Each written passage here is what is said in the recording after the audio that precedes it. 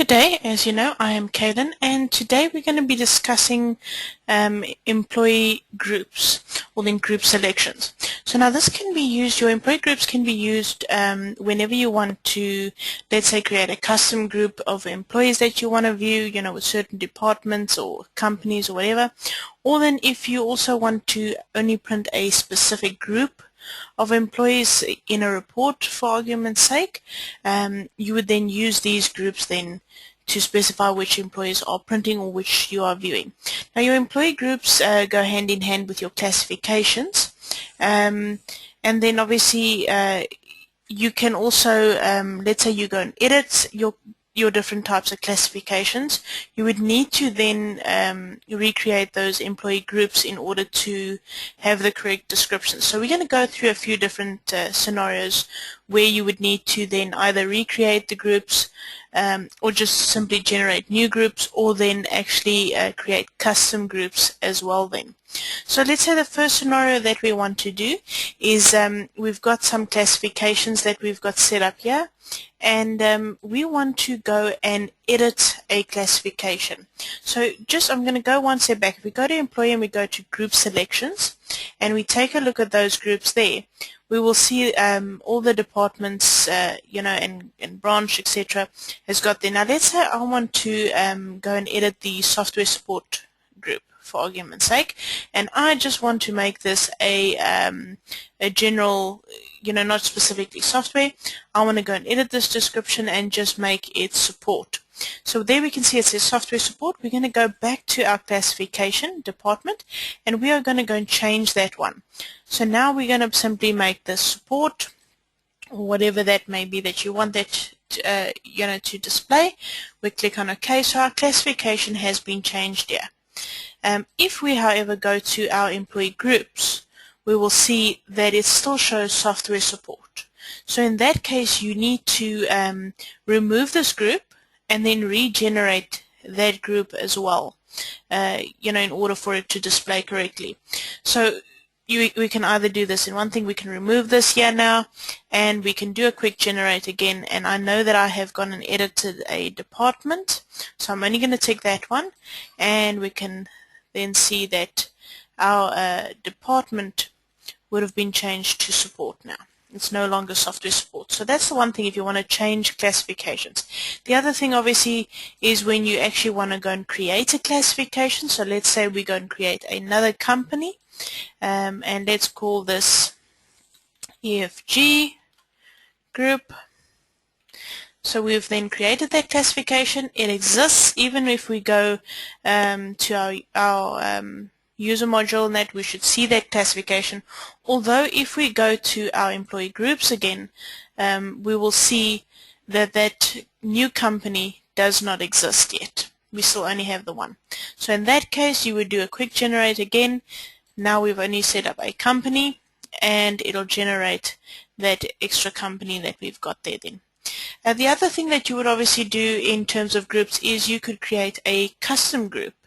Let's say we want a one that displays everybody that's in the EFG group, but at the Cape Town branch, and it must only be the technical and the support guys that I want to see. So in this case, you're going to add a custom group that you're going to create. We're going to go to our General tab. We're going to give this a name. So let's just say subgroup. So I know that that's all our support and technical. There you go. Then we're going to specify the criteria. So in this case, what we want is, first of all, we want it to be in the EFG company we said. So we're going to say the company needs to equal the EFG group. Then we want to also have these employees need to be in the branch for Cape Town.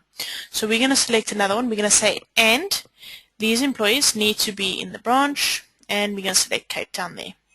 You can also, let's say you want them to be in Cape Town, then you can also, or they need to be in Durban branch, for argument's sake. You can use the or function as well, which means that the system will check, are they in the company EFG, and are they in the Cape Town branch or then perhaps the Durban branch, or else then in our case we're going to select a AND function, and we're going to say we want them to be in the department technical, or then we want them to be in the department for support.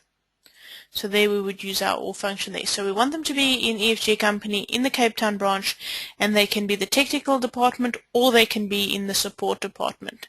So that's then setting your criteria there. If you go to Advanced tab now, you will see that it actually enters that expression for you according to the criteria that you filled in. So in there, you can obviously go and edit that slightly further then as well. If you've got some knowledge of this, then you can go and edit a little bit more, yeah. But that criteria basically generates it there for you. The other thing that you could use here is if, let's say this applies to certain filter groups, so you've got certain users that log in and only see certain branches for argument's sake. We'll see then, like there, we've got our Cape Town branch, which is filter group 1. So the user that would be applied to filter group 1 would only see the Cape Town branch there.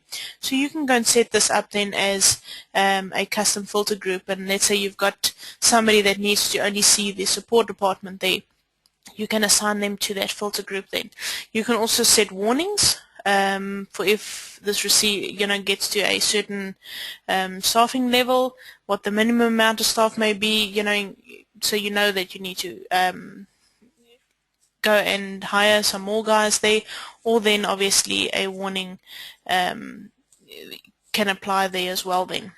So yes, so that's your Advanced tab. You've put in your expressions, your criteria, you've put in your name, so we can click on OK, and it'll generate that custom group that we've created. So if we move over to our user module now, let's say we go to our Browse Employee screen. We go and select we've got our group selector here. We can check now, first of all, let's just go and see if we can see our support department that's been changed to support. We also created an extra company for the EFG group, and we also created a custom group for the support and technical staff. Now if I've obviously got any employees that are in that group, then it'll obviously select those guys. So I've just got one person there. You can also, if you go to the config again, let's just go and see, you'll see that there's also a view selection button. So you can actually view which employees are in that group that's there then. So we've got our add, we've done our change, we've also then removed some groups there. If you're not sure, if you've made a ton of changes, or you haven't done this in a while and somewhere you made some changes there, you can simply go and remove all these all these branches and all these groups here, and just simply generate all those groups again. There you can do your all non-terminated again and your all employees again, and then obviously then your classifications, you can go and generate all them again and simply tick them all if you're not sure, and anywhere that there is a classification set up, it will generate that group.